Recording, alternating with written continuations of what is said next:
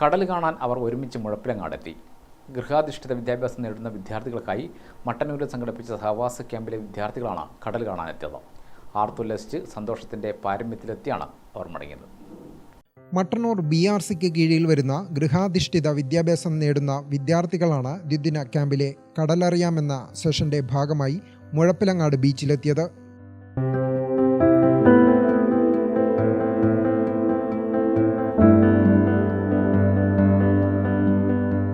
ഒഴിവ് ദിവസങ്ങൾ ആനന്ദകരമാക്കാൻ ബീച്ചുകളിലേക്ക് കുട്ടികളുമായി പോകുന്ന കാലത്ത് ഒരു സഹവാസ ക്യാമ്പിൽ കടലറിയാമെന്ന സെഷന് എന്ത് പ്രത്യേകതയെന്ന് ചോദിക്കുന്നവർക്കുള്ള മറുപടിയായിരുന്നു ബീച്ചിലെത്തിയ കുട്ടികളുടെ കളിച്ചിരികൾ. പരിമിതികളിൽ നിന്ന് ചിലർ വീൽചെയറിലാണ് കടൽ തീരത്തെത്തിയത്.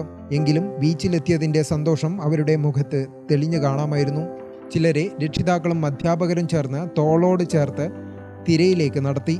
ആ കാലുകളിലേക്ക് തിരവന്ന് പുലുകുമ്പോൾ സന്തോഷം കൊണ്ട് എന്ത് ചെയ്യണമെന്നറിയാത്ത അവസ്ഥയിലായിരുന്നു അവർ.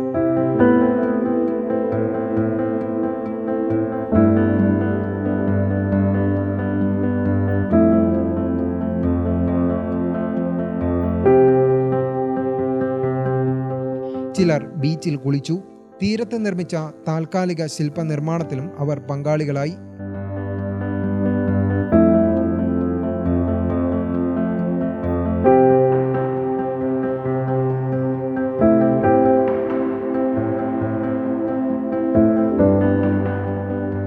ഒടുവിൽ സൂര്യാസ്തമയവും കണ്ട് അവർ മടങ്ങി. കിടപ്പിലായി വീടുകളിൽ കഴിയുന്ന ഭിന്നശേഷിക്കാരായ കുട്ടികളെ ഒരു കേന്ദ്രത്തിലെത്തിച്ച് അവർക്ക് ഒരുമിച്ച് സന്തോഷം പങ്കിടുന്നതിന് വേണ്ടിയാണ് പൊതുവിദ്യാഭ്യാസ വകുപ്പ് സമഗ്ര ശിക്ഷാ കേരളം മട്ടന്നൂർ BRCയുടെ നേതൃത്വത്തിൽ സ്നേഹിതം എന്ന പേരിൽ ദ്വിദിന സഹവാസ ക്യാമ്പ് മട്ടന്നൂർ പഴശ്ശിയിലെ മോഡൽ ചൈൽഡ് റീഹാബിലിറ്റേഷൻ സെന്ററിൽ സംഘടിപ്പിച്ചത്.